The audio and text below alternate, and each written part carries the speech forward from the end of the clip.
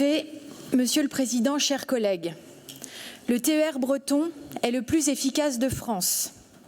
L'an passé, TER Breizhgo a réalisé les meilleures performances en termes de régularité, avec 96% de trains à l'heure contre 92% à l'échelle nationale. Depuis des années, la région Bretagne porte une véritable ambition, celle de la qualité d'un service de transport public accessible à toutes, que la majorité, avec Michael Kernez et avant lui Gérard Lahellec, souhaite maintenir, améliorer et développer. Et cela est à souligner, alors que d'autres régions choisissent la mise en concurrence et livrent notre bien public, nos rails, nos wagons, notre fret au marché. Chez nous, c'est public et c'est plus efficace. Pour en revenir au volet mobilité du CPER, lors de notre vote du budget en février dernier, nous votions majoritairement un amendement où l'enjeu pour notre majorité était de poursuivre la modernisation des lignes ferroviaires de desserte fine du territoire, d'améliorer le cadencement et la fiabilité du service public, comme pour la ligne Brest-Quimper.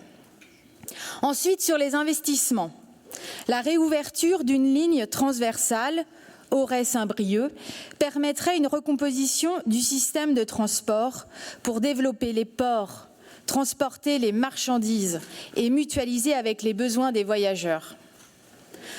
Tout le monde s'accorde sur les bénéfices environnementaux et sociaux d'un service public ferroviaire performant.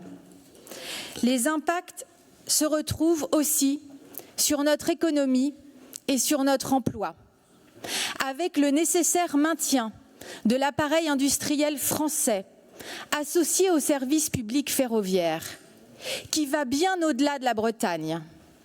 À ce titre, nous relayons les inquiétudes des 336 salariés menacés de licenciement de l'usine Valdune dans les Hauts-de-France, le seul fournisseur français de roues, axes et essieux montés pour le ferroviaire, et qui en appelle à des engagements concrets de l'État pour les soutenir. Au moment même où l'État promeut une politique de réindustrialisation, avec le soutien à Valdune, il mettrait en concordance ses discours et ses actes. À long terme, la Bretagne doit se préparer à accueillir plus de 400 000 habitants, l'équivalent de 2 fois la métropole brestoise d'ici 2050. Autant d'habitants à qui il faudra fournir le droit à la mobilité pour toutes et pour tous, le droit à se déplacer en bus, en vélo, en avion, en car, en train, en bateau. L'heure de l'assignation à résidence est finie pour toutes les Bretonnes comme pour tous les autres. C'est un sujet qui nous tient à cœur à la région et nous ne sommes pas en reste pour proposer des solutions innovantes, avec notamment le projet de Breizhgo Express que vous avez annoncé, Monsieur le Président, pour développer et moderniser notre offre de trains régionaux. Les choses bougent et vont dans le bon sens, mais il faut aller plus loin, en osant des aménagements plus ambitieux. Si tout le monde s'accorde sur la saturation de la gare de Rennes, étudions concrètement la réalisation d'une nouvelle gare. Plus nous tarderons, plus un tel projet sera difficile à réaliser, voire même à localiser. À l'échelle nationale, la Première ministre a annoncé un plan d'investissement de 100 milliards d'euros pour le ferroviaire à l'horizon 2040. 100 milliards, mais qui finance? Ce plan qui a été précisé par le ministre des Transports, qui annonce que l'État participerait à hauteur de 8,6 milliards d'euros au volet mobilité des CPER, c'est-à-dire moins de 10% du montant annoncé. Alors faisons les comptes. Où trouver les 92 milliards restants? Parce que là est bien la question. Sur le budget de la région, des départements, des EPCI, des communes, irréalistes. Les déclarations séduisantes en apparence ne répondent ni aux exigences ni aux urgences.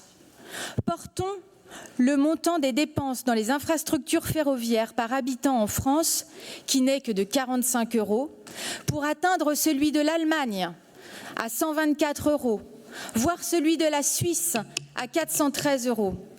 Monsieur le préfet, nous les communistes et progressistes, tout comme notre majorité, tout comme les groupes qui ont voté l'amendement de février dernier, doivent se rassembler, s'associer, élargir au nom des Bretonnes et des Bretons pour porter notre volonté affichée et farouche de défendre le transport du quotidien, de la grande vitesse, du fret et de vous demander en responsabilité un choc d'investissement.